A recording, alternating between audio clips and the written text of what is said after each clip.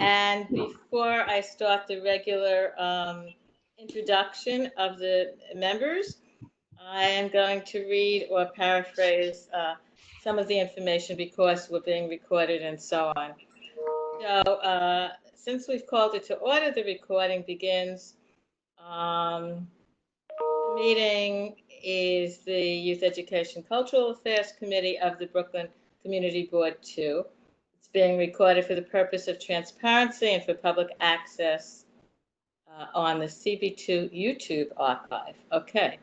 So please keep your microphones muted when you're not speaking so that we can hear the other folks. And the district staff who are also on this call will actively assist in maintaining this.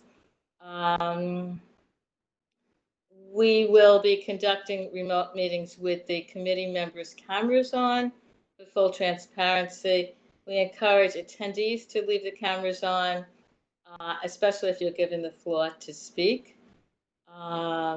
I'm going to make it known which topics are open for comment by community members, board members, or the public. And if you wish to speak, you can use the Webex feature to digitally raise your hand, and I can call on you.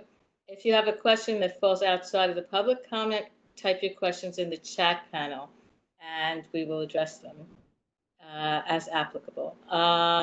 If you experience technical difficulty, you can consult help.webex.com.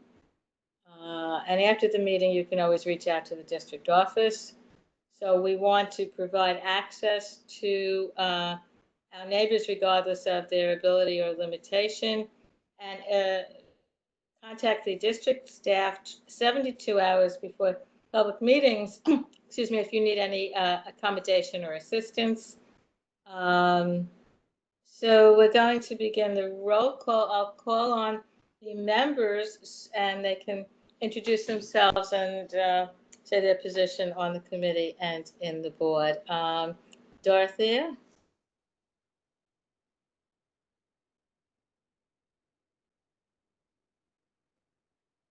Can you unmute?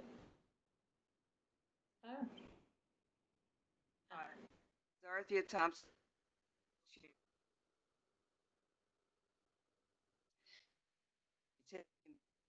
So I will probably do more listening than talking. Thank you. I have Nick. Can you introduce yourself? Yeah, good evening, everybody. Nick Ferreira, committee and board member. Thank you. Santia? Hello, Santia Policia, committee member and board member. Great, thank you. And I'm very excited to introduce Oscar, who will introduce himself, but he's a new member to our committee, and he's a young person who attends high school, and we're absolutely delighted he's been coming to our committee now for a while. And welcome, Oscar, and please introduce yourself. Thank you. Hi, everyone. My name's Oscar. I'm on the committee and board member. Welcome. Okay. So before we start our business, I just want to reflect that since our committee last met in February, our community as well as people have experienced tremendous loss, and we acknowledge that. And our country is going through a very challenging time. Hopefully, it can lead to a better democracy and a better place for all of us. But we acknowledge the pain that people are feeling right now. So if we can have a moment.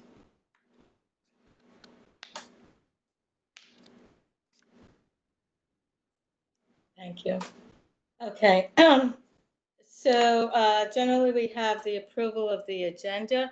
So I'm going to ask the committee members by consensus, is the agenda okay? Are we going forth with the agenda? Are there any objections? Okay. So I assume that we're going forth with the agenda. We have two basic topics tonight: the introduction to the Brooklyn Book Bodega we will be hearing from, and an update on the school operations and summer school and so on from District 13. And then, as usual, we go through our approval of minutes, chair's report, other business and community forum. And I want to acknowledge that we have a representative from the library. We might have a representative from the Madison Boys and Girls Club and perhaps others. So that's the time in community forum to please share about your organization's work and activities. Okay, thank you. So I'd like to introduce the co-founder of the Brooklyn Book Bodega. I hope I pronounced your name correctly, Seema Aghera. Aghera. Welcome. I'm delighted to have you speak with our committee. So tell us about the Brooklyn Book Bodega. Great, thanks for having us. Let me just get my presentation here set up.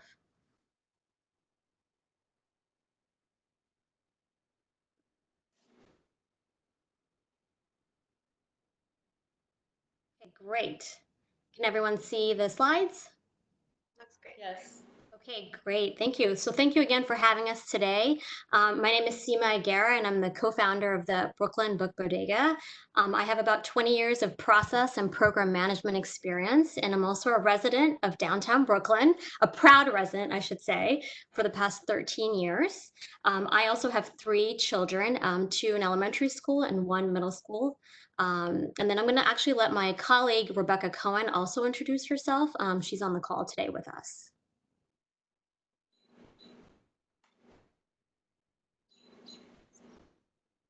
Rebecca, you're on, right? I think I saw you. Yeah.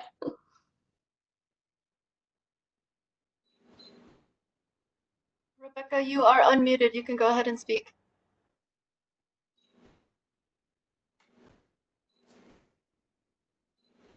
I'm just hearing some quiet little electronic chirps, so maybe that's not working tonight. Okay, I can introduce her.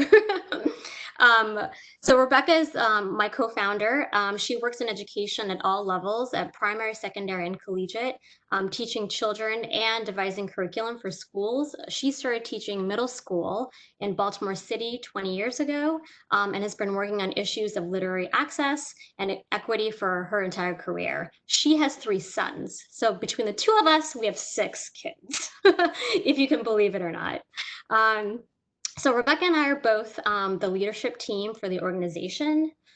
So today we wanted to share with you our mission, the timeline of our organization, the impact thus far to the community, how we've been operating during COVID-19, and then how we would love for people to get involved with our organization. And then if time permits, we'll have Q&A. I know we've been asked to keep our presentation to 15 minutes because you guys have a full agenda today. But we have our contact information at the end.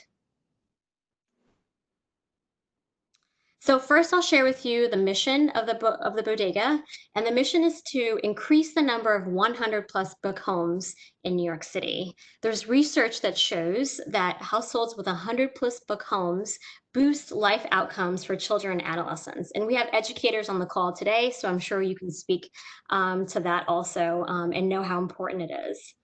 So despite the resources, though, and the wealth and the growth in Brooklyn, we recognize that our community actually is a book desert, which just means that areas have few books available for sale or for lending. And we strongly believe that children should be able to grab a book and be at home and immerse themselves in it.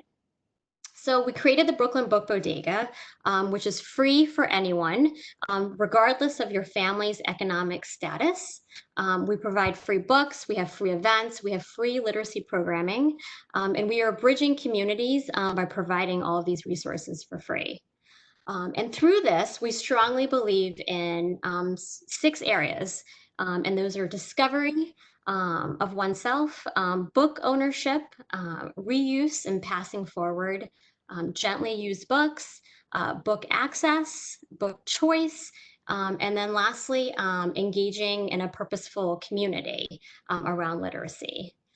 So just in the interest of time, today I'm just going to share a little bit more about ownership, book access, and building a community. Seema, if you need a few more minutes, feel free to do that. Oh, okay, okay. I can slow down a little bit. Great, I appreciate that. Thanks, Rob. So sort of the areas of focus is one is ownership. So you can see children, we really strongly believe that children should have lots of books in their home.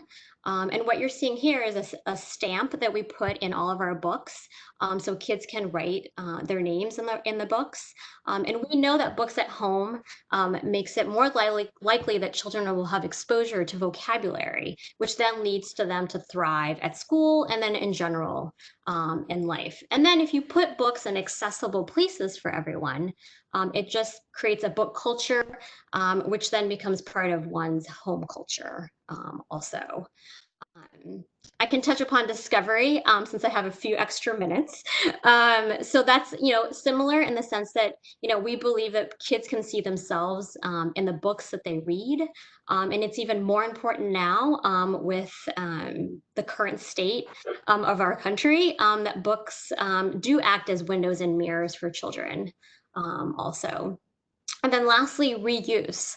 The idea there is that books are meant to be read multiple times, but books also, at some point, kids have outgrown them, but other families would love them.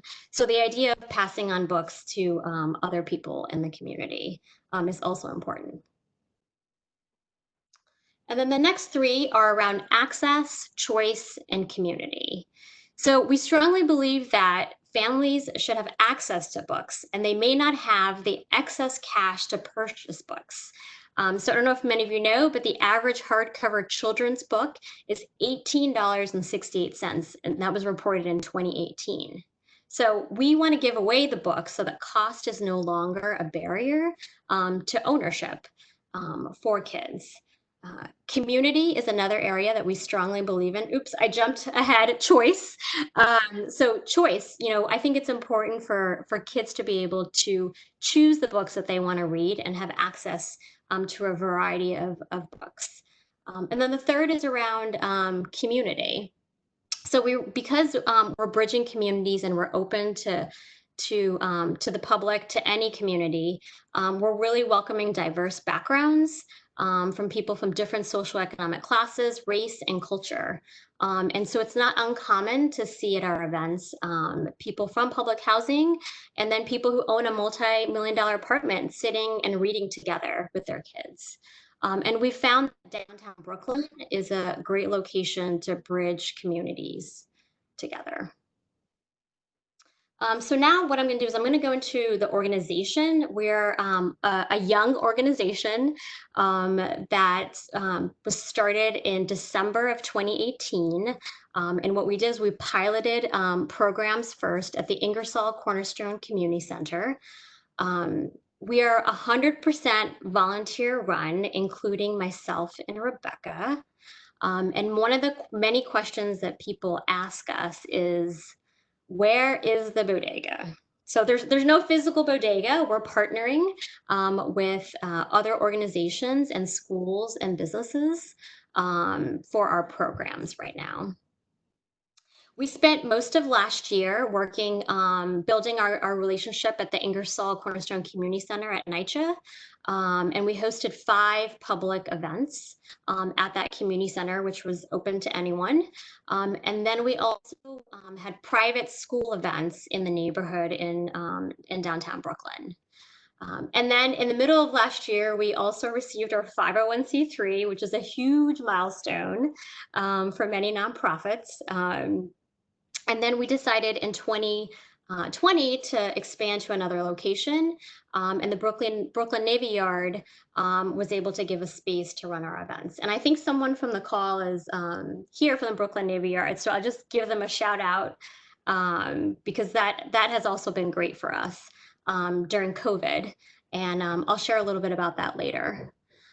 This year before COVID, we had 3 successful events.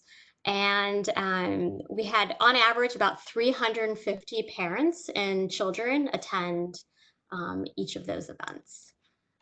So I'll share a little bit more about COVID in a second, but before I get into that, I'm going to share a little bit about the impact that we've had so far with some of the numbers. Okay, so since we started in December of 2018 up until now, which is about 19 months, we have been partnering with many local organizations from businesses to schools, and we're utilizing them for either book collection or volunteers or distribution to the community. We've been working with the Walt Whitman Library and the Brooklyn Public Library Annex also. And building partnerships with them. And in addition, we've also had quantitative impact. In addition to the quantitative impact, I can also share some qualitative impact through the surveys that we also have families fill out when they attend. And some of the information they've expressed with us is having books at home has really improved their kids' reading skills, their love for reading, and then just having family time together to read.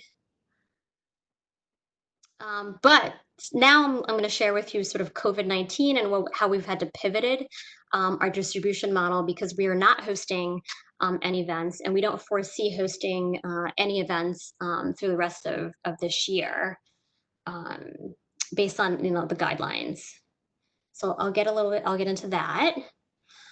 So since COVID-19, our last large distribution was on March 14th to PS 287, which is the school just kitty corner from Wegmans.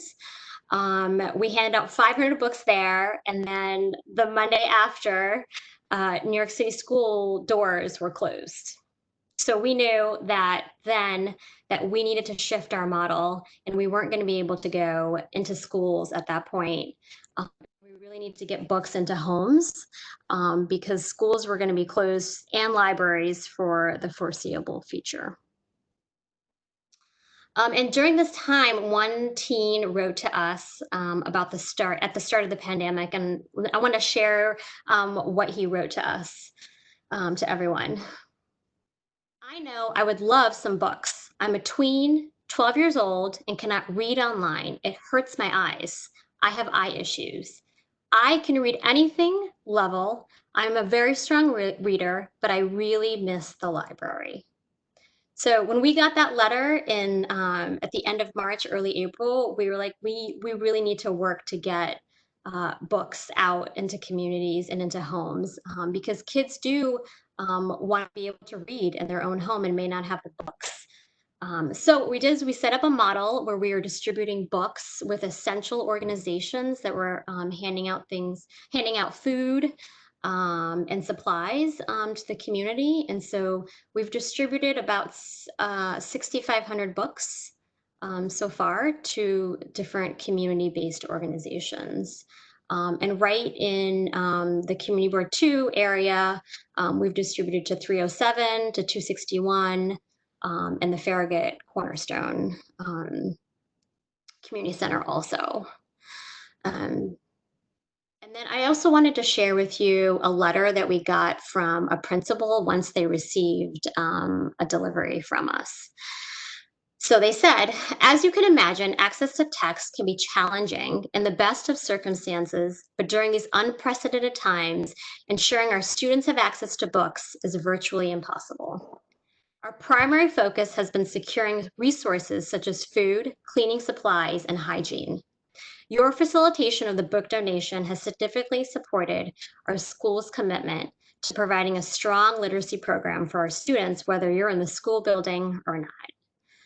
So, we're getting more and more letters from CBOs that having access to books to be able to share with their community has had a positive impact in the last 2 months. So if today you're on the call and you're part of a community organization, you're an educator, or you're just someone who wants to hand out books, please reach out to us. We have the books and we'll work with you to get them out. So I mentioned the book distribution, and the other part that we've been working on is all of the online resources that are out there. So the internet has been filling up with free educational resources. I know as a parent of 3.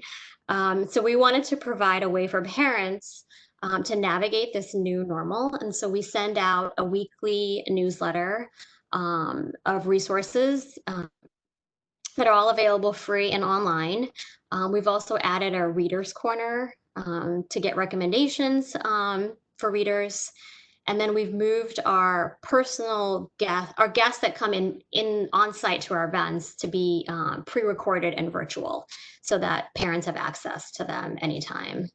Also, and then just last week we added a summer reading page for families also. And you can see all of this is on our website, and it's free and available to anyone simply by going to our website. Okay. And then lastly, I'd like to show and share with you on how people can get involved with the Bodega. It's the end of school, and school's going out this week. My kids have been out since last week.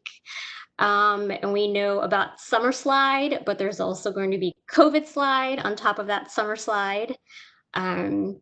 So we'd love for people to get involved in our work and what we're doing. Our goal is to serve 5,000 people this year and to give 40,000 books. But we can't do that alone. So we need help to do that. So I think the first way is people can go to our website and you can learn more about us and the work that we're doing. And there's many resources also on our website. Second, you can host a neighborhood table to distribute books. So as I mentioned, we can give you the books. We can get you all set up on how to distribute the books, and people can just invite your neighbors, set up a table, and it's as simple as just handing them out to your neighborhood. You can host a book drive. Also for us, we've had a few book drives happening during COVID, and they've been very successful because people do want to share their resources. And again, we have step-by-step instructions on best practices, and people can get their community engaged. You can go to our website and sign up for our newsletter. And then lastly, we are a 501c3, so we're also accepting financial donations. And we also have set up a sponsored program. So if anyone's interested in a sponsorship program, you can get in touch with us. And then we have social media like everyone else. We have Instagram, Facebook, and Twitter. We are most active on Instagram and share daily resources. So you definitely can follow us on Instagram. And we have our contact information here. So let's all work together and get more books into kids' homes. And we look forward to working with anyone who's on this call and interested. That would be great. So that's all I have. I know it was a lot, so I can take questions. But I know I was on a time constraint to not take away from the superintendent. So well, thank you so much. This was so informative and such important work. And you did do it in 15 minutes. It was I did. Okay.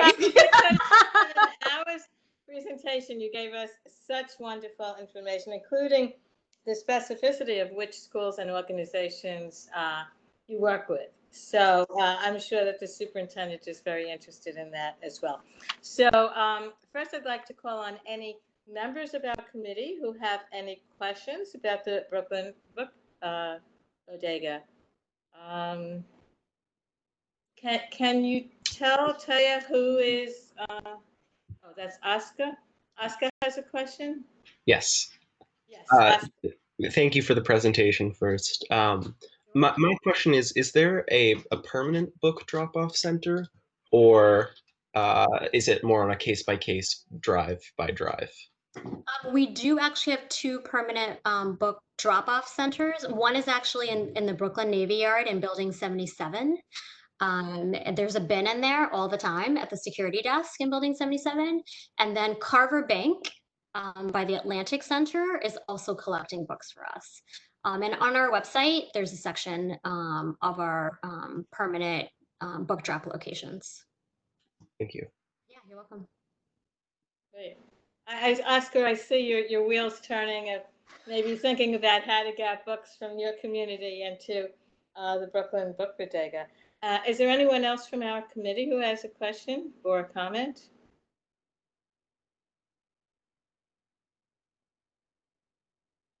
Hearing none. I said no questions. Well, I can always ask a lot of questions, but on a personal level, I tend to be involved in community gardens, and we've done some community book exchanges. So in the future, when we hold events in our community garden, we can certainly collaborate. But I think that that could be an area for your organization to reach additional families, because when the gardens are in operation, lots of families go there and children, and it could be great. Yeah, for sure. Yeah, I would love that. So just reach out to us because we, like I said, we have the books, and we have to come up with creative ways now because there are not large family events that that we're going to be hosting, and we know there's still a need to have books out there, and in people's homes. So yeah, that would be great. Another idea that came out in another committee was that people are looking at barbershops as core places in the community where people regularly go, and the thought of having maybe some books there, just there, maybe without a person explaining it or an event, but just so that the I assume it's supposed to be men, the people that are in the barbershop might be encouraged to take books home for their children or neighbors or relatives. Yeah, there is an organization called Barbershop. Is it called Barbershop Books? It's called Barbershop Books. Yes, Barbershop Books. Yeah.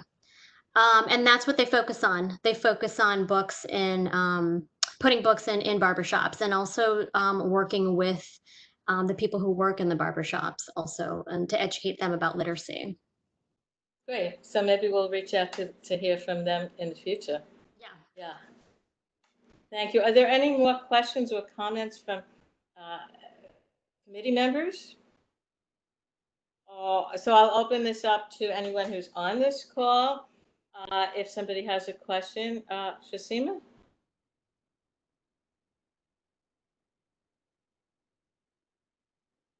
Anyone? Superintendent? Yeah. Put you on the spot.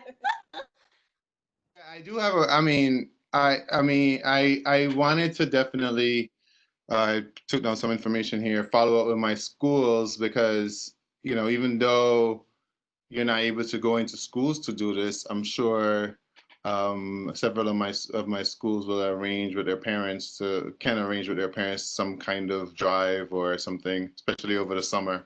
That's critical, and especially as we also have a that are open.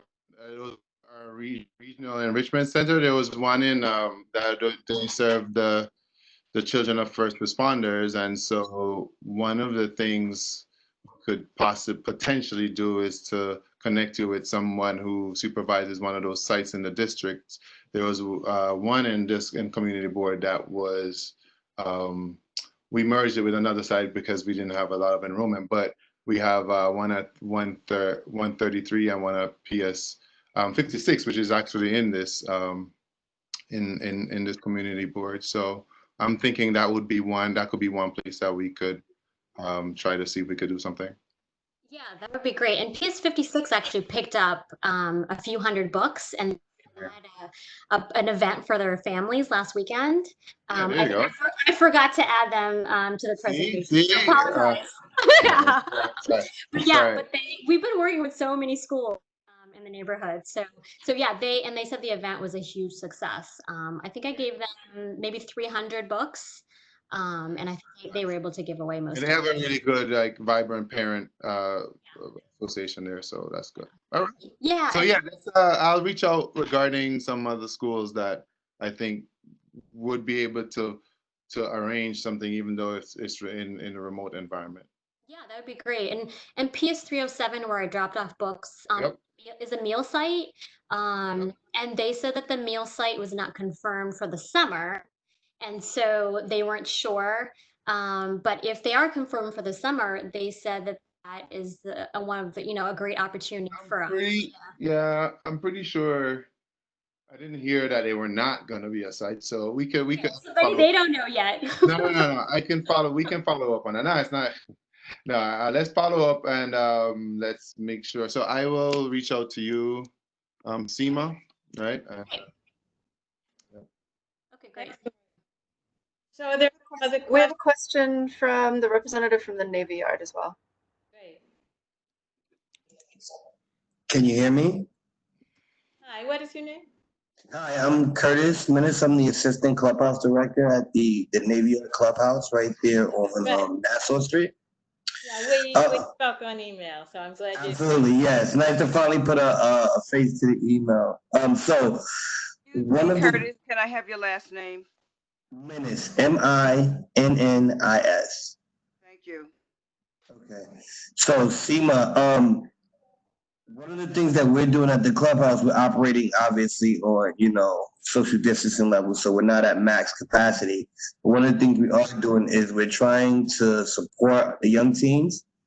So we're kind of hiring, because I know some of you've kind of cut off some of the funding. So we're actually hiring 6 to 7 teens through the summer for each clubhouse, and I'm in charge with coming up with different service projects or project-based learning activities. And I think, your neighbor, like hosting like maybe a book drive or doing like a table drop would be a great activity. So I just wanted to know, what do I need or how can I get involved with that with my teams? I mean, you just email me at brooklynbookbodega@gmail.com, and then I'll walk you through the instructions for how to host a book drive, or we'll arrange a time for your teens to come pick up books, and I can walk you through the process of like how to successfully set up a table during COVID. We can work together on that. So yeah, if you just reach out, I'm more than happy to discuss that with you. Thank you. And I put our contact information in the chat for anyone who didn't catch it. Great. Okay, are there any other questions from members of the audience? If not, we would love to hear from the superintendent. Superintendent Samuels is the superintendent of District 13, where I'd say most of our schools in the CB2 area are in District 13. And we have had a relationship with the CEC 13 that have been sharing information with us, as well as parents that come to our meetings. So we're really interested in an overview of what's happened the last few months with the remote learning, the plans for the summer, the plans for reopening. I know a lot of this is still in flux. And then there will be questions from our committee and audience. So we just want to hear your perspective and also help inform us when we start to write our statement of community needs, if there's an area of overlap. Great. Well, first of all, thank you so much for having me. I really haven't been here for it's been an interesting year, a year and a couple of months. Give me your name. Please give your name. Sorry, Kamar Samuels, Kamar, Samuels, Samuels. So that's Kamar Samuels. Okay, thank you. Oh, you're welcome. Yeah, so I have been here, been an interesting year, as I was saying, and just to center us around the schools that are within the community board too. First of all, thanks for having me. Thank you so much. And I hope this is the beginning of several conversations, several meetings. I'm open to coming. If you want, there's always something happening. So I always have things to talk about when it comes to the district. So the schools specifically that we're talking about are PS 8, 9, 20, 46, 56, PS 67, 270, 287, 307. Those are the elementary schools. Our middle schools are 113, 313, there are Dock Street, 351 Unison School, and 691 Fort Greene Prep, 915, which is the former PS8, right? So it's a standalone middle school now that used to be a part of the K8 of PS8. And then also we have a middle school and a high school together, 6 through 12, which is Susan McKinney. That's 265. So those are our schools. We also have, and this is kind of going to move into my presentation a little bit, or what we're talking about. We also have arts and letters, which is going to be recited next year, and I'll talk a little bit more about that next year, a little bit further. So let's kind of center around just the disruption this year. First of all, you know, I want to thank Betty for acknowledging there's been a lot of loss in our community. Certainly within our schools, we've also felt the loss. Within one of our schools in Community Board 2, we lost a teacher to the virus. Her name is Sandra Vizcaino, and she taught at PS9, an outstanding teacher that we recognized last year. So if we could have another moment, I'd appreciate it, if you would indulge me.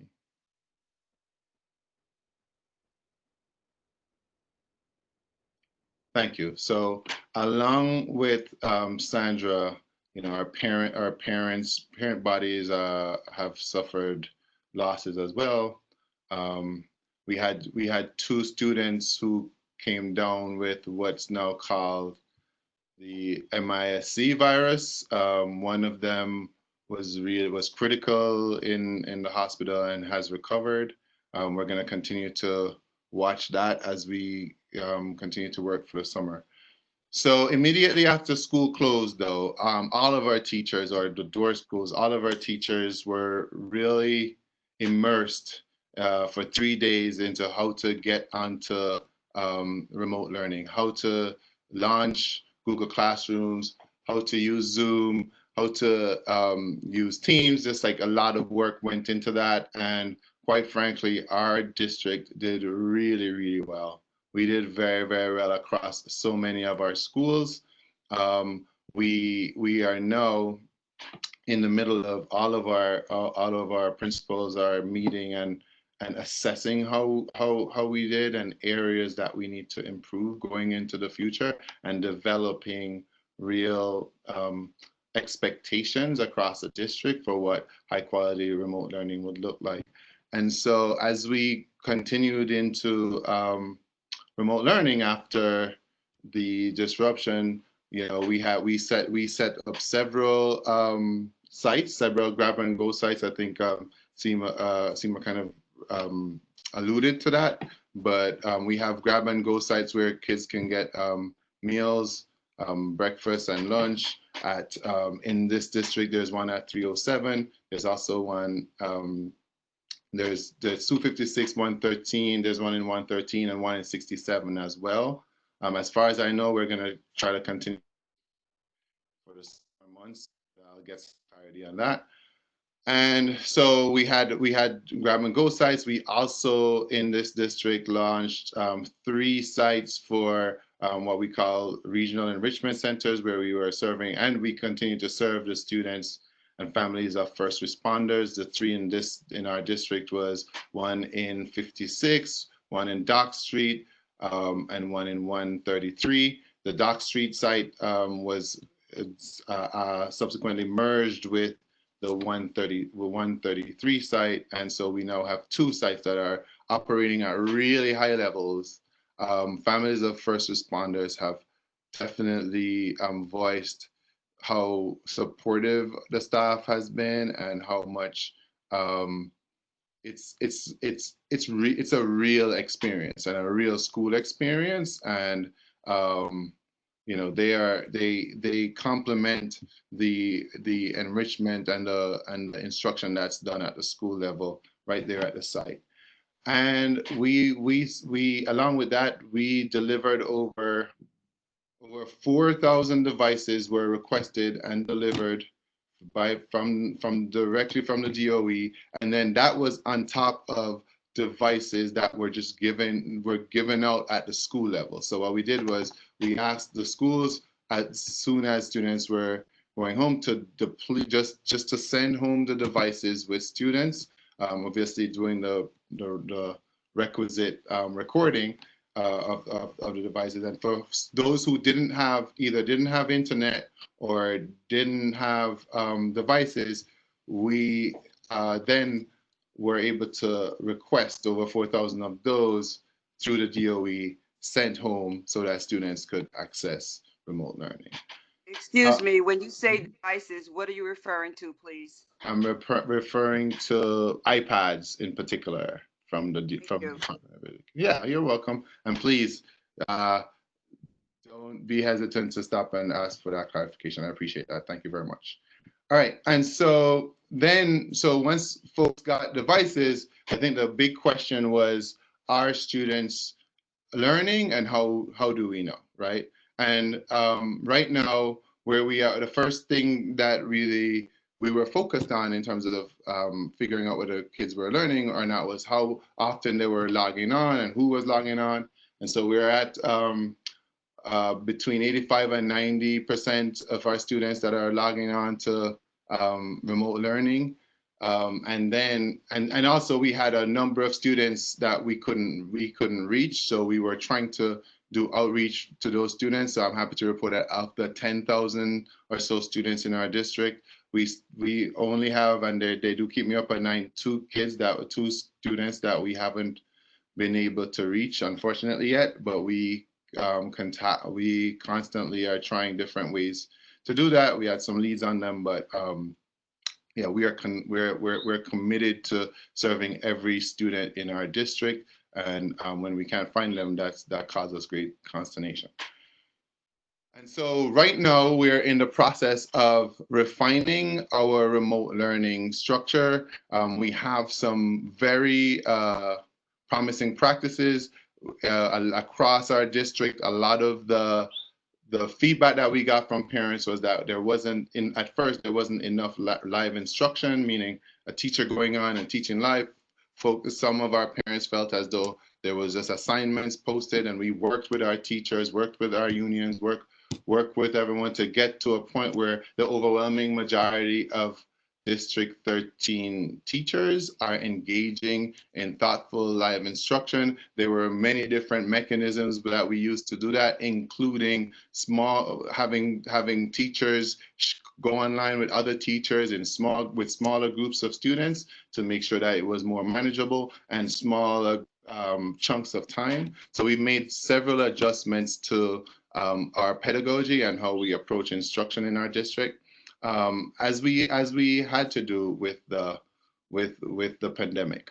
And so our principals now are looking at are administering assessments and looking at what kids have learned during this time, and making sure that they plan different intervention strategies, making sure that students are recommended, if not mandated, for summer school. Most of our students that are that have been recommended for summer school, not mandated for summer school. And in the mandated piece is that if you're mandated to go, that means that if you do not go, there is we can have conversations at the end of the year around whether or not you get retained.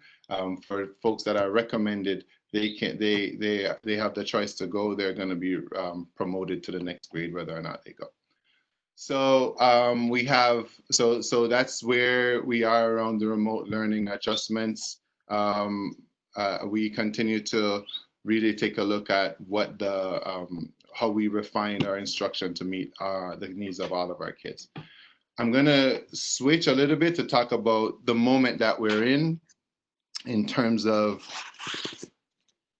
the protests, and in terms of the killing of George Floyd and how that has impacted our district. I mean, I know many of you were like me and looked with keen interest, maybe when one day you were home, or maybe you're in a protest yourself.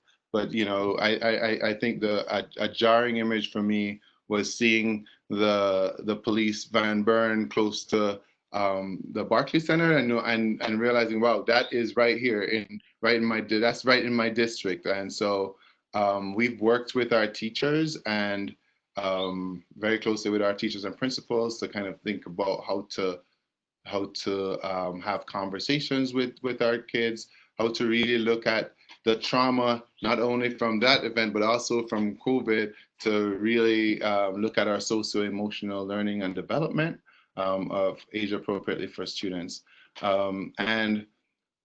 We used that to then launch, as requested by the CEC, launch a conversation with the CEC, with the broader community around, how do we move forward to an anti-racist district. When we look at, one of the things that we're looking at, and the CEC and myself, we hold ourselves accountable to look at, policing policies, housing policies, how they interact and how they intersect and play themselves out in our schools, right? And so that's a conversation that we are heavily involved in our district. We're having really good conversations around that. We already, before this, we were engaged in the school diversity group discussion district-wide, where we were, and actually that conversation was interrupted by COVID, but the work around that had even begun before that, where, for example, in PS9, which is one of the schools in CB2, PS9 and their parents requested, and we granted the approval for the phase out of their gifted and talented program, which they felt drove segregation within their school. Also, we looked at the reciting of arts and letters from the PS20 building, which has been an ongoing issue in our district, where both schools felt like they were growing and needed more space. And so we are merging arts and letters. We engaged in a community engagement process, which led to the merger of arts and letters, the proposed merger of arts and letters with the PS305, which is in the Bed-Stuy Community Board 3 community. And so that also has brought up a lot of significant conversations around how do we really get to an integrated space. We, as a district, at the New York State level, we were involved in we're involved in an integration pilot, if you will, for the entire district. And out of that came the merger idea. That was one of the things that was linked there, as well as the phase out idea. And other ideas around that was in Fort Greene Prep, which is another one of your schools, we're launching a dual language program in Fort Greene Prep, which aims to keep our French speaking population within District 13, because currently we only have dual language for French from kindergarten to 5th grade. And if you want a French middle school program, you have to, for dual language French, you have to actually go to another district within our district, with the hope that those families will stay in our district and attend schooling in our district. Finally, I want to, before I get to summer school, I guess, I want to talk a little bit about three schools.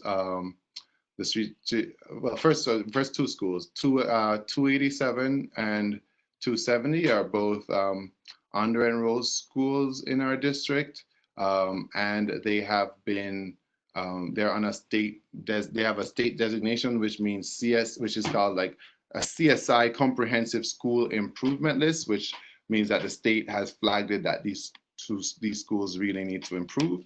And so we're working in collaboration with the principal, and she's being supported with to move towards the improvement that needs to happen in that school. And similar with 270, PS 270, that school is what's called a TSI school. And a TSI school is what's called targeted school improvement. And it means that in a specific area, which for them is students with special needs, they need to improve in that particular area. And we are working within those schools to really build out the educational platform. And also we will be thinking about and engaging in a public engagement process around what do those two schools need to do to ensure that they attract the population that's a zone to that school or beyond. And finally, I want to talk about PS 67, which, and by the way, most of my schools, like elementary schools especially, are involved in some kind of diversity and enrollment conversation. So even in PS8, that conversation is happening to ensure that we are pushing diversity and integration in our district within our schools. And PS 67 is a community school that was formerly a renewal school and has done pretty well and has gotten off of any state designation. So they're building out their community school initiative and are doing pretty well in that. And so with that, I just want to stop there and ask if there are any clarifying questions. And if all the questions are about summer school, I can talk a little bit about summer school. Are there any questions from members of the committee?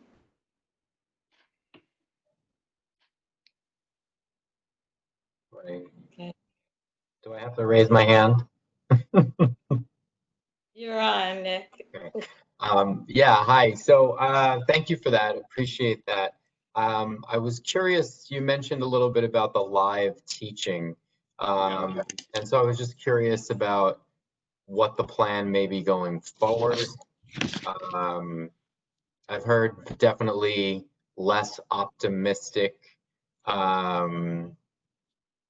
You presented it very optimistically. I've heard quite the opposite about teachers really not being very live and it being, a lot of Google, Classroom and a lot of work where there may be office hours, but the teaching, you have to read it on your own. You're watching videos, but where is the teacher? So what's happening next year? Are there any plans to ramp that up? How's the UFT cooperating? Yeah, good question. All right, so I'll stand by what I said. That this was a journey, and certainly at the beginning of that journey, we experienced a lot of things that you just talked about, right? Where parents felt like, wait, what? There's no teaching happening, which we can argue what is part of the tension of what is good remote learning, right? So what I can start with saying, what's not good with remote learning is to expect people to do just to post assignments and so on.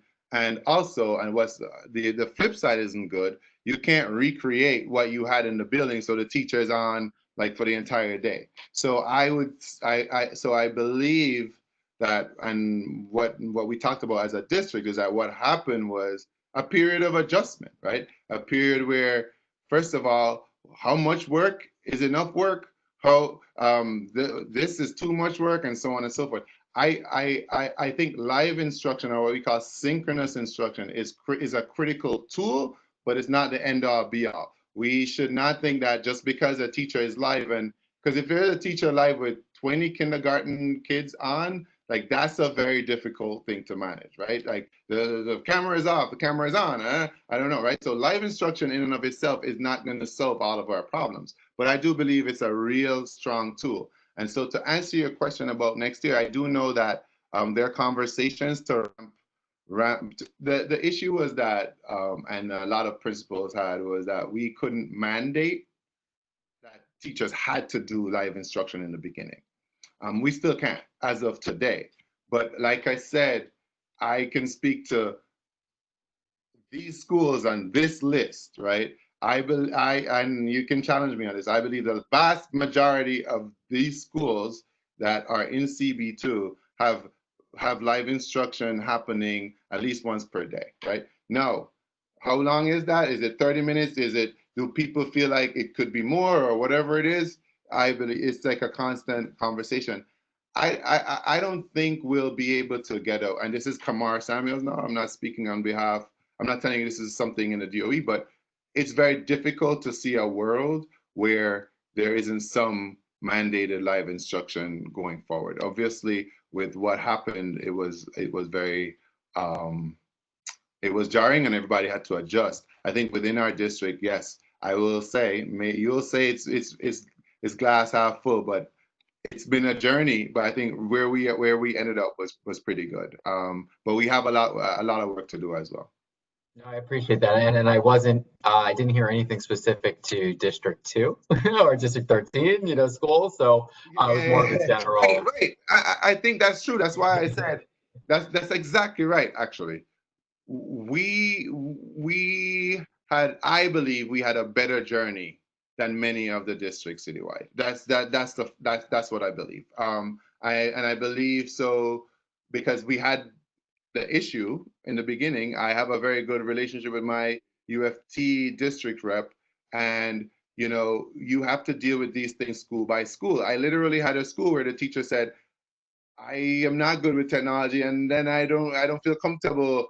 And then we had teachers say, okay, join my class. Come see how we do it. Then she said, well, the group is very big. And so we said, okay, so your group, you're gonna start with a small group. And that's the kind of story that happened over and over in our district, where I feel like our teachers really worked well with each other. And the principals kind of set that environment. I felt fortunate in that regard. I'm not I'm not saying it's the same everywhere. No, it's refreshing. I'm a former teacher and a former UFT chapter, whatever they're called in the school. I don't even remember. So yeah, I appreciate the mandate and not being able to, but it's good to hear that they're working with you guys. So thank you. Yep, you're welcome. Are there any additional questions or comments from any of the committee members to the superintendent?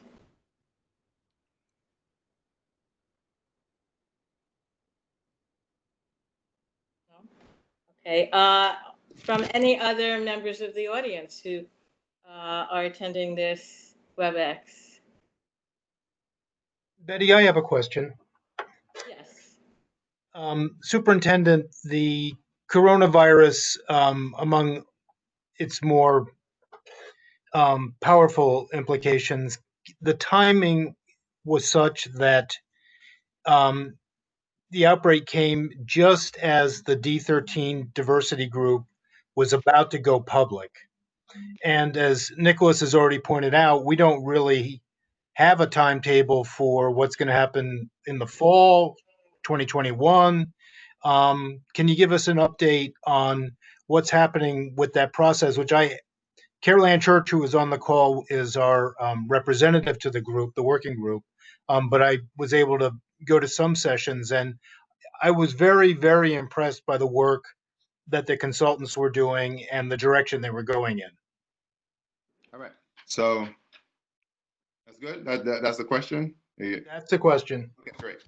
I want to make sure I wasn't cutting you. All right, so yes, that was very unfortunate. I believe it was like March 10th or something. We had a meeting, and then we decided not to do it because of the outbreak. And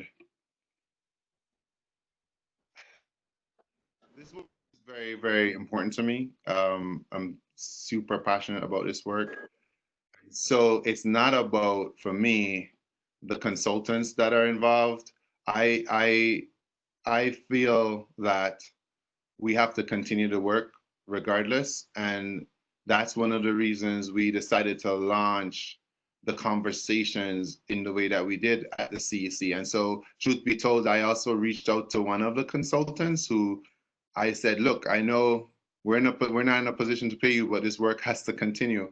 And he was gracious enough to join one of our CEC meetings and be the facilitator of some of the conversations. So given the two meetings that we had and the level of commitment on one of the calls we had, I mean, the CEC had a Zoom thing that had a capacity of 100, and like we blew through the 100, and we had to buy new Zoom accounts. So the people, especially given what's happening today, it's a conversation, and it's a mission that most people want to start back, and it's a mission that I am committed to starting back. So in terms of the specific work of the diversity group and the specific people that have been that are together on that, we're constantly pushing and advocating that work to start hopefully in September.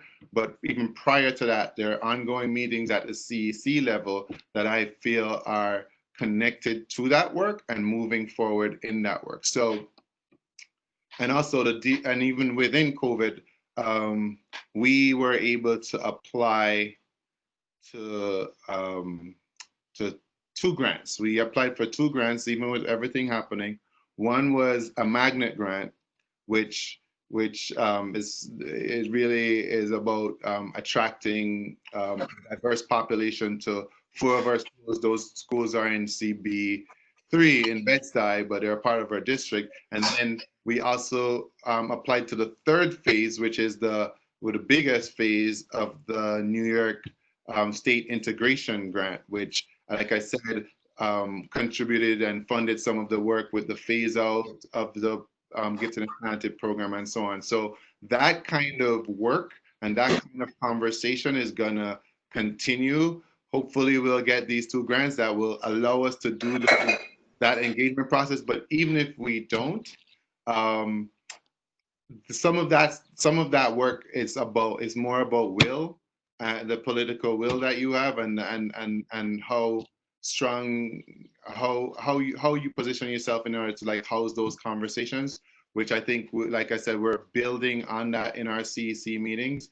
The DOE should be starting the conversation back, or should have the contracts back up in September, but I don't think that I can wait for that. So I really want the CB2 to be involved in like this. I know you guys are in touch with the CEC, and I'm hoping Ayana and we can have like really a seamless conversation, because I need all of the help I can get in having this conversation, all the voices at the table, in really managing a process that involves becoming a better New York, becoming a better Brooklyn, a better downtown Brooklyn, a better District 13. So I am there. I'm going to be working on that, regardless of what the school diversity, whether we get a go ahead from them or not. I'm going to be reaching out to your folks to join me in the conversation. Yeah, I hope I didn't overemphasize the consultants. No, they're great, by the way. I love them. One of the heroes of my youth, I like to say, by any means necessary. And I agree completely with you. If this isn't a moment for,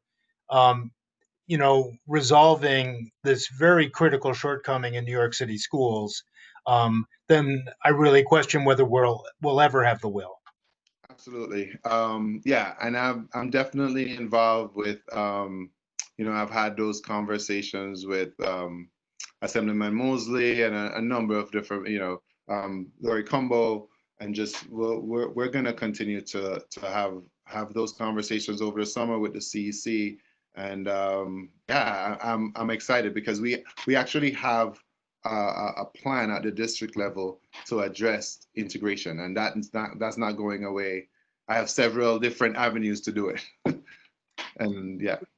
Can I follow up on that? I'm glad you asked that, Robert. Yeah, so you may have answered it. I'm just going to be more blunt, I guess. So have the conversation started, or are you intending conversations to happen directly linking what is going on now, and the political will for ending the systemic racism, and making the very clear connection that our segregated schools are one of the results of that mindset? So, whether the parents know it or not, like, are we confronting people with those conversations, since everybody wants to be anti-racist today? All right. So I will say the last 2 meetings, which I kicked off at the CEC, was directly addressing what you just talked about. And the first one was, like, I believe that all of these conversations starts with the personal, right? So the first meeting was, me modeling my own experience with the police, which, when I come back, I'm happy to come back and share that with you. But modeling for folks what it means to show up and, be vulnerable and speak your truth. And then we had parents We had white parents stand up to talk about how they got to the place to support, the Black Lives Matter movement or whatever it was. And then we broke up into groups and had each person kind of talk and then came back to share, right? So that was the beginning. And then last night, actually, we had our second meeting, which was part 2 in the journey towards an anti-racist district, which started off with policy, right? So if we only end up with changing to policing as a result of where we are right now, then we've missed the mark, right? Even if we change policing, which is hard to do, but even if we do, we change policing, that's not enough. The policing of our kids starts in our schools, right? How we discipline our kids is directly related to how they're policed in the street. Like that's why we have disproportionate kids of color suspended, which we have real deep work happening in our schools and with our principals around that. And then also when we look at the enrollment patterns within our district, we then have to ask, well, what policies drive enrollment patterns, right? I mean, over the last 10 years, you've had like thousands of Black students leave our elementary schools, while you have, 1,000 or so white students who move in. So what is it that's causing that? Because what we believe and the way we discuss it as a CEC and as a community superintendent, which is kind of, the community comes before the superintendency. It's like, though, even the title works. I feel like if I don't work with my CEC and now my community board to kind of interrogate the intersectionality of all those things, then I don't think I'm doing my role as service, right? I think, Barack Obama, when he appointed Sonia Sotomayor, talked about like what your life experience brings to the role that you take on. And I think my life experience makes it so that I am uniquely, I have an advantage almost being in District 13 right now, just given my own experience. And I am taking our CEC and they're taking me on this journey together. And I'm hoping that as of today, we'll be on that journey together as well. Well, thank you. Good luck. I'm happy to participate. I hope we can as well. Super important work and probably very difficult conversations. I know I'm smiling, but it's hard. Thank you. I Smile. see Oscar seems to have a question or a comment. I was just going to ask if there's plans to have more of those conversations in the future, in the upcoming weeks. Yeah, so there's two things, right? And I'll make sure that you guys are. So the way I approached it this time was to like approach it to I asked the CEC if they could help me to kind of have these conversations, and they were willing. So we have that going on, as well as we have what's called the district leadership team within our district. So yes, to answer the question, we're going to continue the conversation, and it's probably going to go out from our district leadership team, where we're going to host some of those conversations. What we came up with yesterday were some areas of policy that folks are going to look at, whether that be funding mechanisms, whether that be school safety being under the NYPD versus the Department of Education, and what that can we have some adjustments to that. Restorative practices. There's a number. This is like all aligned to what's called the 5 R's framework. So for integrated schools. So yeah. So to answer your question, yes, we're gonna have more of those conversations, and I'll be sure to make sure all those community boards get information on that. Thank you. Thanks. Is there anyone else from the committee who has a question for the superintendent or a comment? Okay, so I will have questions. Okay, so As you know, Superintendent, I am obsessed with school gardens and outdoor classrooms and so on. So looking at this crisis time that we're in as perhaps an opportunity, what is your thinking, or how can we engage with your thinking to use school gardens as outdoor classrooms? Because we know that we would prefer the students to be outside than inside, but we know that gardens are very powerful in the children's social emotional learning, in cultural relevant work, storytelling, acknowledgement of kids' culture, building skills, as well as the healthy food, nutrition, and so on. Parents from other districts have contacted me to say, what are the plans for getting the DOE to include the notion of the outdoor classrooms, whatever it may be, whether you use the garden space to teach poetry or to teach how to grow a plant, to see this as an opportunity. I share that view. I think it's the things you hit on. I certainly appreciate. One, one of the biggest things we'll have to deal with when we come back is the trauma of our students. So I'm really happy that you talked about the socio-emotional pieces of that. I think it's critical.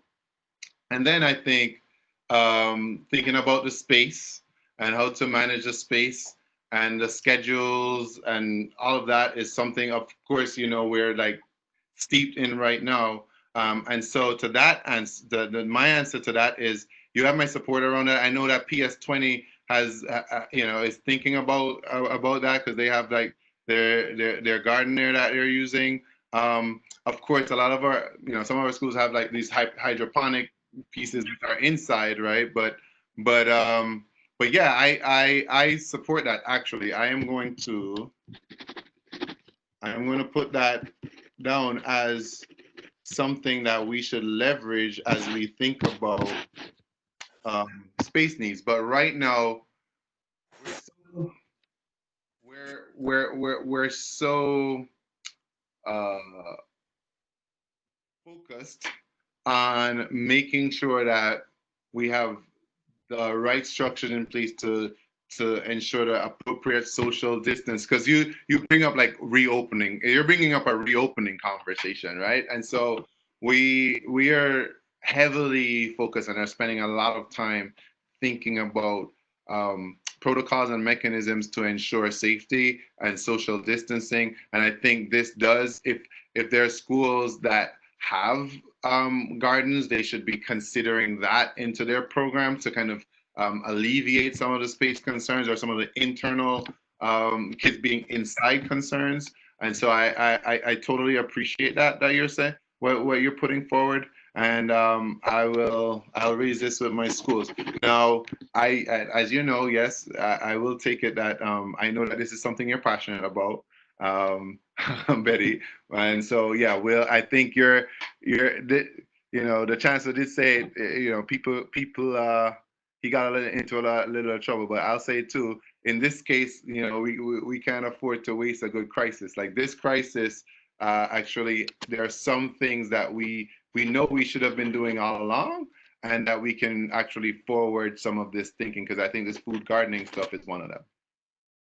Thank you. And then this brings us into the discussion, as you're saying, at the DOE, they're talking about what does the reopening look like, with perhaps scattered, staggered schedules, different times, days in and days out. And there are various reports that are being featured in the media. And from the point of view, taking the point of view of parents who have to organize childcare, after-school programs, etc. How is this? I mean, I know it's a very big challenge, but how is this being communicated with the parents and having perhaps some parent input? Because people with several children on all different schedules, it's going to be a parent's nightmare. And people who have the opportunity are even talking about leaving the city. So I think it's a big consideration. Yes, it is. Yes, it is. It's what a lot of our days are spent thinking about now. I've heard some. So as you know, the city has put out that you given all the using thinking about the protocols, all our schools can't fit more than 49% of our kids in a building at any time. And that actually is lower when you think about some schools, right? So I think the number is closer to like a third. A third of the students can be in the schools with the proper protocols in place at any one time. And like you said, we are looking at a host of options, and principals are thinking through different ways to use space. We haven't, the final guidance hasn't come in from hasn't come from our central office yet. We're continuing to work through different things. Our parents have gotten surveys that they've completed to kind of say what they would prefer, so on and so forth. So yeah, we're continuing to work on that. Like, I just know it's been very difficult, and I think that you probably will hear a little bit more maybe in the first or second week of July. Thank you. I'll There just sorry, just before we get it, I just want to talk about summer school for a little bit. So summer school is on. Obviously, a lot of it is, well, it is remote for the most part. They have done some of our 12-month school, year-round school option for students with disabilities. They're looking at some of that being in person, but for the vast majority of students, it will be remote. We have 700 students that have been recommended for summer school as of yesterday that I saw, and we have the vast majority of those students, I think I alluded to before, are recommended, not mandated. So they're great in grades 3 through 8, and they'll be engaged in remote instruction. They'll be engaged in a lot of many enrichment activities, some virtual tours and virtual visits, and so on and so forth. We're trying to make it as interactive as possible, and also make sure that they get the interventions that they need to catch up. Thank you. Are there any questions for the superintendent at this point? Betty, do you see the question from Malcolm Hill in the chat panel? If Sorry, not, I haven't been looking at the chat. I'm sorry. No, that's okay. I was asking Betty if she was. And then also Curtis Minnis from the Boys and Girls Club, he has a question as well. So, am I going with the Malcolm Hill question? Is somebody gonna? Sure. No, I think my hand was just raised from last time and never went down, so I'm pretty clear, Mr. Superintendent. I got it. Thank you. All right. How is principal of the STEAM Center doing? You have a STEAM Center in the Navy Yard, right? Yes, run by Mr. Thomas. Is that what you're talking about? Is the principal over there? But anyway, it's I love the Navy. It's great. It's my favorite place. The DOE. All right. Okay. And anybody who hasn't checked out the STEAM Center in the Navy Yard, it's amazing. So our committee visited it last winter. Yeah. Well, I think you might have us confused. Are you talking about the Brooklyn? We're the Boys and Girls Club. Oh, you're the boys. I thought the Navy. Yeah. You confused us with the Brooklyn Navy Yard, which is Navy Yard. But yeah, so. So there was one other question. Sorry. So Malcolm Hill asks, and these are not my questions, I'm reading them. Thank you for your presentation. Schools have a very difficult job right now, and I appreciate your efforts. I have a few follow-up questions. You mentioned principals giving assessments. How are they doing this authentically in a remote way, and especially at the high school level, ensuring students approach assessments with academic integrity? I'll let you answer that before I go on to the second question. Yeah. So the issue that's come up in several ways. I think a lot of that has been done through live instruction and kind of like one-on-one. That's how and small groups. I talked a lot about small groups before. That's really how we are trying to get to the issue of academic integrity. We had parents, we had teachers complain that it seemed like parents were doing more of the work than the students were doing in the beginning. And so when we came down to the end and to really assess students, we wanted to make sure that we did one-on-one. Some of that is not, it's almost unavoidable. Like I had a teacher say to me, yeah, because I asked the same question the gentleman asked. I had a teacher say to me, yes, I even heard the parents trying to whisper the answer to the child outside of the, so it's something that we're trying to grapple with. It's a fabulous question.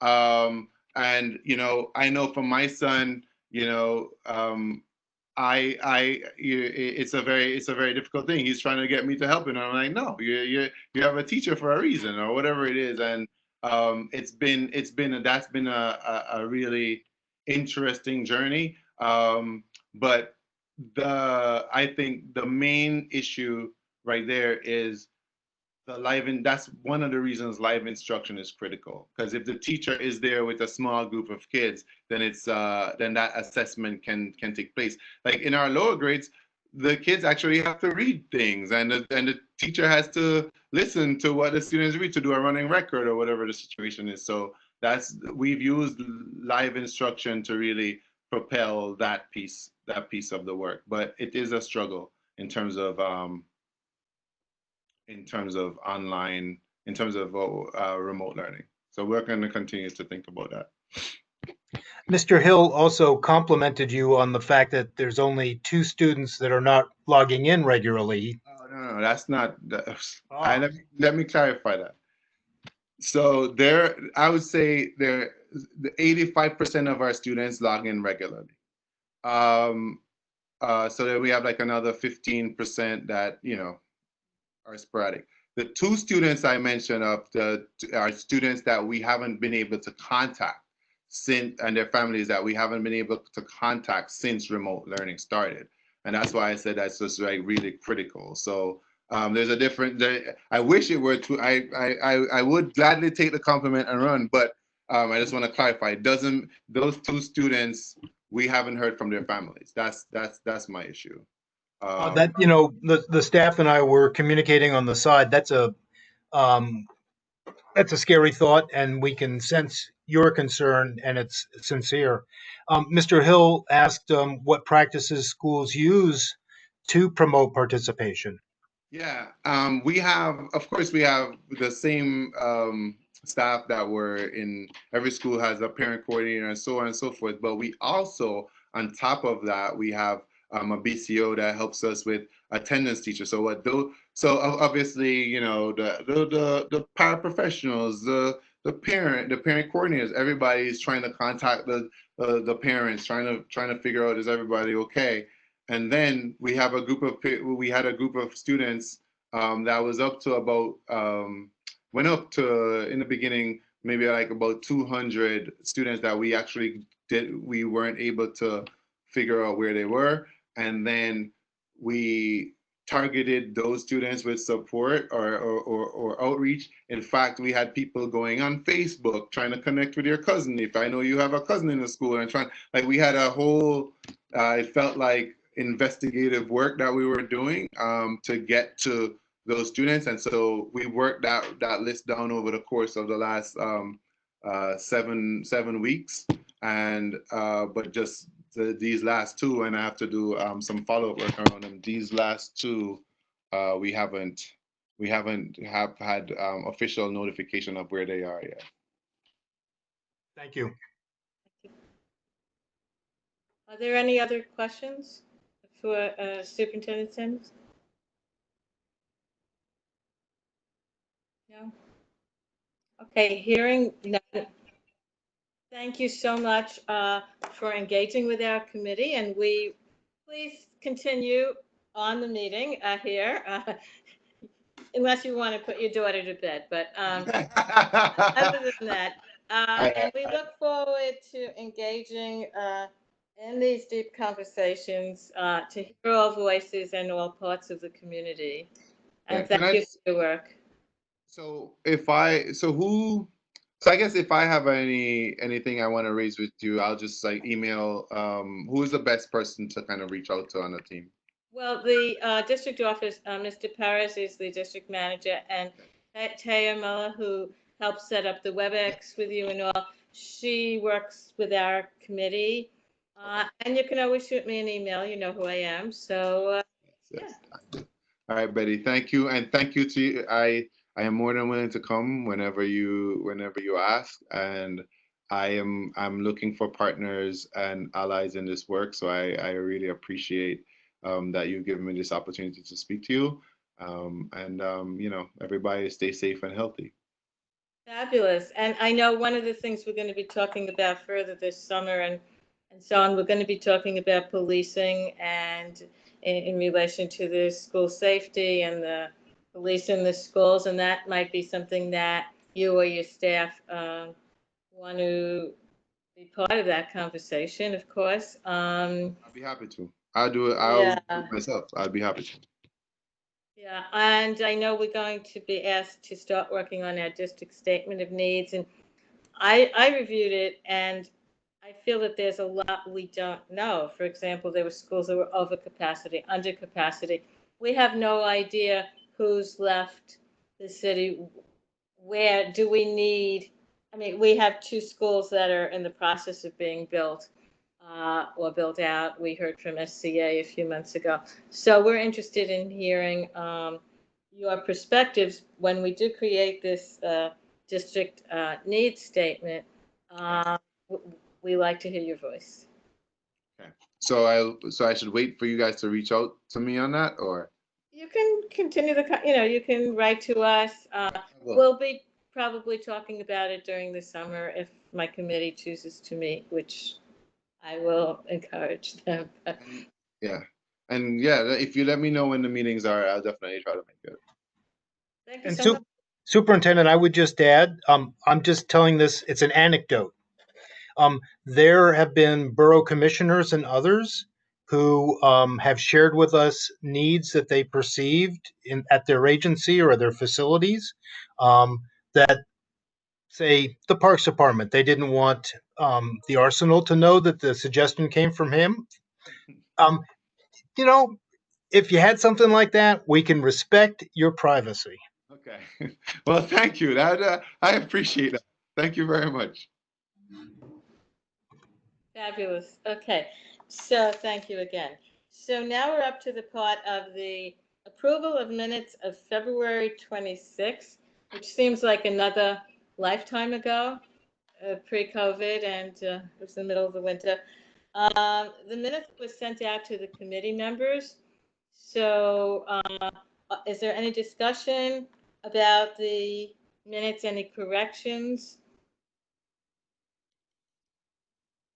Hearing none, can we accept them by consensus?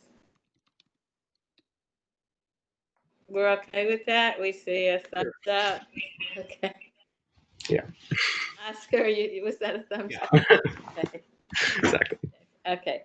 Okay, so we approved the minutes by consensus. If you remember, that was the meeting we had the SCA and the CEC 13, Ayana spoke to us about the district. Okay, so now we're up to the chair's report.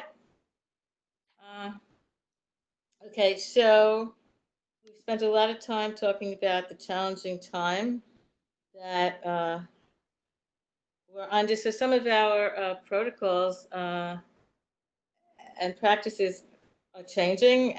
As you know, we're on remote meetings and so on. We might be having summer meetings. That's what. So I want to hear from the committee members how you feel about having a summer meeting. Some of the things we would probably be talking about is the statement of district needs. We'd be talking about youth and the police, the policing in the schools, the school safety, that type of thing. As everybody knows, the summer youth employment program was not funded, so there are going to be a lot of kids, unfortunately, without much to do this summer. And No camps, what? no camp funding either. Correct. Well, yeah, totally. So we probably want to talk about that in terms of what our committees need to recommend and put forward. Monday night when we had the executive committee meeting, there was an interest in the transportation, but it's transportation and public safety committee. So it's the public safety part of that committee might be interested in meeting with us regarding youth and supporting youth in terms of perhaps a statement about the school safety agents or transferring the funding from the police to the schools. So are people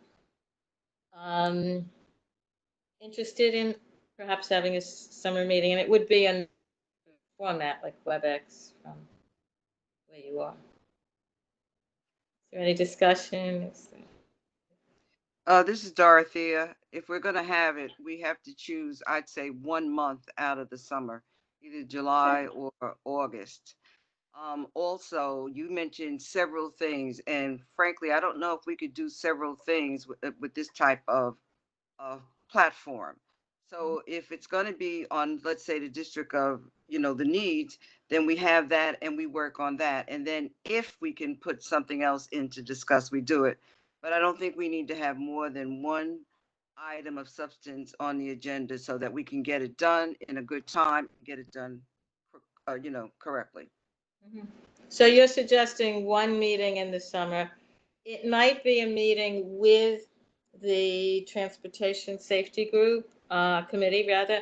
Is that agreeable to people? And that we would focus on the funding to support the police funding, maybe going to the schools and supporting the young people in that way. If we do that, how do we get the statement of district needs done? How are we going to do that? I agree, that's challenging. Can I suggest, for your comment or consideration, that everybody read it through? We can have the office send it to us again if we can't find it in our emails, and maybe just write down all of our questions so that we're better prepared to either have an online meeting or to do it online on the Webex with a lot of advanced preparation, so it would go more quickly, perhaps. But now it sounds like you're talking about 2 meetings. One with public safety and one just on the district of needs. That's what it sounds like you're saying to me. I'm not sure. I'm exploring it. I don't have a definite decision or recommendation on it. But I guess I do recommend that everybody look at the district needs carefully. So maybe if we don't address it in the summer, if we address it in our September meeting, then we're really ready to discuss it and to suggest revisions or changes to that statement, bring it up to date. I appreciate you asking Superintendent Samuels for input. I think we should get feedback on the state of the schools before we revisit the needs statement, if possible. Any data that's out there, because I think we're often wondering about the needs of the schools. And we have certain schools listed up there, and I think we have like middle school, right? Like their labs being maybe improved and et cetera, et cetera. Would be nice maybe to have some updates before we revisit it. So we could get some updates, you're saying, on like what's needed, science labs, gyms. I mean, the city budget is in such a horrendous shape, we're being told that. I mean, we'll need some guidance, I guess, from the chair of CB2 and from the office to like how far we go on this so that it's an important document. It's not just saying the same things again and again. Right. So yeah, I think I would recommend at minimum you look to what we have to see if it feels relevant, and then any other information we need to know to guide any other needs Mhm. Okay. I know. Noted. Oops, sorry. Anyone else? Oscar? Sure. Well, I just know personally, have a lot more free time this summer than I may have in the past. And I would be happy to do as many or as few meetings. I know there's a lot to cover as well over the summer. Have you seen a copy of last year's statement of the district needs? I think maybe we need to make sure to get you one so you can read it and see what the document covers and kind of how it's. Great beach reading, Oscar. Great beach reading. Yeah, that would be fantastic. Thank you. Okay, so I also want to share that Community Board 3, our counterpart, their Youth and Education Committee, in other words, us, but in CB3, held a very interesting Webex meeting with the different Department of Education officials, like speaking to their community. Now, the way it was set up, I had no idea if like 10 people were on the call or 100. So I don't know how, how many people the meeting reached or how effective it was, but it seemed like it could be something we would consider hosting maybe at some time in the fall. So that they had various like DOE officials, including the superintendent and his boss and someone from community affairs, the different people that, but the fact that it was hosted by CB3, it's telling the Community Board 3 community, this is something we care about and we're providing this opportunity to get more information to our public. So what do people think about that? Anyone? I love it. You love it. Okay. So maybe it's something we should consider. Okay. Yeah, I'm just looking at my notes. So is there? I'm sorry, I just didn't feel like we closed the loop on the combo meeting with transportation. Well, I'd have to check that out with the board office because they might have certain constraints of when they want to do it. I have to check with the chair. I mean, I can't just say we're gonna, but I think we should do it because they're concerned with public safety. We're concerned with the youth and the policing and yeah.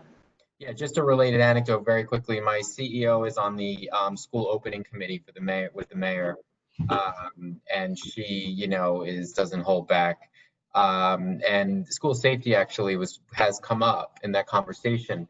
And I believe there was some students represented and comment was made that school safety is not the NYPD by the DOE. And the student had to say, excuse me, they wear the uniform.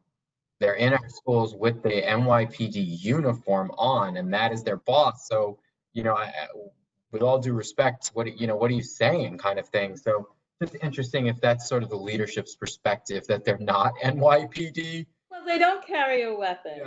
Yeah, that's it. So they can't carry, shoot us in the school. Right. They can write some desk appearances or anyway. Yeah, it is the police department because the police department trains them and the police department supervises them. So the principal doesn't supervise them, and the principal can't make them go to a meeting of, let's say, a climate and culture meeting or any of the meetings about the students' social emotional development. The principal can invite them, but right. They're not under the school supervision. They can't even make them do really anything, honestly. That's correct. They can't make them go anywhere or do anything. That is correct. Okay, and I know a lot about the school safety agents. I worked closely with them in my former life. Okay, is there any other business to come before this group from the community committee members?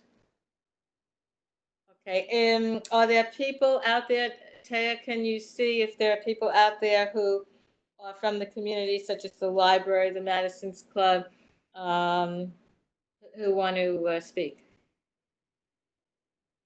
I don't currently see any hands raised, but I think the group is small enough that we could invite folks to unmute themselves and chime in if you would like to make comment.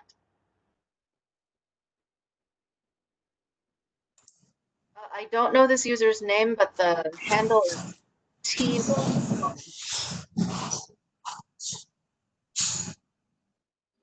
If it's Phone from the Clinton Hill Library.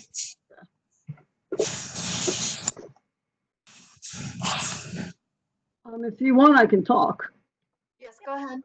Okay, Tell right us, now, like, when the libraries are opening or how they're going to go about opening, which is okay, actually on our website, if you go to the website, at the top of the website is a red banner that has the COVID-19 information. If you click on it, it's got the reopening plan. So what's happening is at the end of this month, I think it's 24 branches, their staff will be returning to the branches. On July 13th, unless things change, 7 branches will open for book return and also for holds pickup. The other branches will be opening later on, and then the branches that didn't go back on the 2019th, of which Clinton Hill is one, we will be returning at the end of the month and reopening sometime in August. But as part of the phase, we're not going to initially have people in the buildings. You'll be picking up your materials from the vestibules. You'll be able to call in and ask for books to be found for you. Eventually, you'll be able to replace your print holds again. So the phases are all in detail on the website. For Community Board 2, your closest location for returning items and picking up holds as of now will be Central as of July 13th. so. Can I ask you, if you have books that you need to return, can you return it in a box anywhere? Like some of the libraries have these boxes you can return in, or you definitely have to go to Central? Right now, when we closed on March 14th, all of the drop boxes were locked. Okay. So they will only reopen drop boxes at 7 locations on July 13th. You'll be returning to those initially, and then they'll be rolling them out at more locations throughout July and throughout August. So for Community Board 2, your closest branch to return is going to be Central. Which is not in our CB2, but that's okay. Thank you for the information. Because That's helpful. the other branches in CB2 are Brooklyn Heights, Clinton Hill, and Walt Whitman. We are not going to be in the first round of returns, I'm afraid. Red Hook is going to be in the first round of return. That's in my region, but it's some distance away. So Right, you it's can in CB6. Yeah, so you could return to Red Hook, or it might be more convenient for people to return to Central. The 7 branches that open are on the website if you go there and take a look at that. But we are, yeah, we're going to be continuing to do virtual programs. We've been doing a lot of virtual programming as of now. We also transferred a lot of our budget to ebooks and e-audiobooks. So people have been able to get a lot of ebooks and audiobooks to check out. And then we've added a whole bunch of additional databases with materials on demand. We added, for example, a database called Teen Book Cloud, where teens can log into it with their barcode and PIN number and read books on demand. They don't need to check them out. They can take a look at them. It includes manga. And we've added some more adult ones like that. So you actually have a lot more options for finding materials to read. We also have How do teens find out about that? Well, like that sounds really cool, but how would they know? Our Brooklyn Connection people have been working with the schools. We've got a lot of virtual program listings up there for virtual programs. I've been doing chat, and I've actually been helping teens make library cards. You can make e-cards, so you can use the e-materials. And during the course of the conversation, I shoot them out a flyer with the different resources that we have. But we've been interacting with a lot of the schools because, you know, the kids are getting tablets. So with the tablets, they're able to sign up for e-cards. And we've let all ages now get e-cards. We used to not let children get them, but now even kids can get an e-card. So they just fill out a form online. It realizes, it tracks their location. They can get any card and they can use all of our virtual resources. That's excellent. Yeah, we've even been having a lot of people getting cards from out of state. They have to pay, but if you're in New York State or if you work in New York State, you get the e-card for free. Now, some people won't be able to return the books right away. Either they left town or their lives are upside down. Will you be not charging the people for a while? Well, what they've been doing is rolling over due dates. So the due dates keep being rolled over and expanded for people. We have been contacted by people who are moving out of state. There's an address that we give them where they can mail the books back, and they will be checked in after people return to book ops, and all fines and fees will be waived. And then with the other people who are in town, as I said, we're basically rolling over due dates. So we're trying to make sure that things are extended as far as possible, because we know it's going to be really difficult for people to get to their locations to return them. That's very helpful. Does anyone have any questions for Ms. Manchon? I do, and a comment. Okay. So Tracy, I'm on the BPL website and the coronavirus page itself, and I may be looking in the wrong place, but it seems to only say Central Library and 6 other branches, not which 6 branches. They will be posting up these 6 branches shortly. I know. Okay, good. Yeah, I know. In terms of, I'm in the Park Slope region. In my region, the one that's going to be opening to the public is going to be, for the vestibule work is going to be Red Hook. It's not going to be Brooklyn Heights. It won't be Walt Whitman. It won't be Clinton Hill. We won't be coming back until later on. But Red Hook is going to be opening up, well, their vestibule at any rate, on the 13th and Central. So that's really going to be the closest ones for this region, for this community board. Okay, and then my question is, as you know, when you put a hold on a book, you give a specific branch as the destination for the book to go to.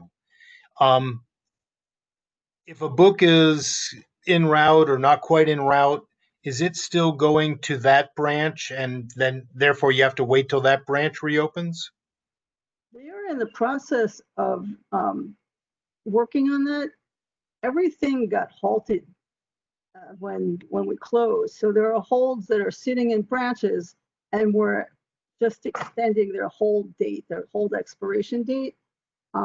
Right now, they're having discussions about what to do with the holds already in branches. Then the other things that are currently in transit are at book ops. So when book ops goes back into operation, they'll be taking the things that are in transit. Then they're going to have to, one of the conversations that they're having now is, what will we do with these books? Will we decide, okay, we're going to have to send them to one of these 7 locations and notify people, or what the process is? So when we know the process, we'll be putting that up there. We'll be able to tell you about it. We actually stopped letting people put holds on print materials about 2 weeks ago, because we realized that the backlog is really so big. So it's until we get the backlog down on the outstanding holds for print materials, people are not going to be able to put holds on print materials. That's going to be one of the things that the people will be doing in the branches that are not pickup locations. They're going to be sort of like fulfillment centers. And I just want to, my one last comment was that when Seema was talking about the value of having books in your home, I wanted her to see your backdrop. Yeah. Yeah, it definitely is that.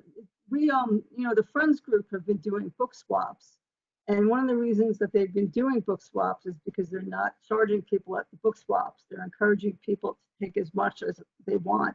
And we have members of the Friends group who've taken lots and lots of books and given them to different organizations. We've had senior centers come in and walk out with like a couple of hundred books to take their senior centers to keep. So that it's something that our friends group at Clinton Hill has really taken very seriously, where the idea of the book swap is a way for people to exchange books and get them out to people. I mean, we've done a lot of advertising. I remember one time we had people coming in from Crown Heights because one of their relatives texted them and said, go to Clinton Hill and get books with the book swap. And we end up giving out a lot of library cards too, because while people are there, they get library cards. So yeah, it's something, she's totally right. We really take that pretty seriously. That's great. Yeah. So that's very helpful. Do you or Mr. Perez know what the status is of the Brooklyn Heights Library, whether the construction is going as planned, or they had to stop, and also the one in Dumbo? I can't answer that question. Mr. Paris would have to reach out to our government affairs department and ask them about that, or I can have them reach out to him, but I can't answer that information. Yeah, have you heard anything, Mr. Paris, about that? We tentatively had a presentation scheduled for the spring where government affairs was going to give us an update on all the work that's happening in the district, including Walt Whitman. Obviously, that didn't happen for obvious reasons. So I know you'll keep us up to date as always about when we can hear from our library partners. Great. So is there any other business? Is there a motion to adjourn?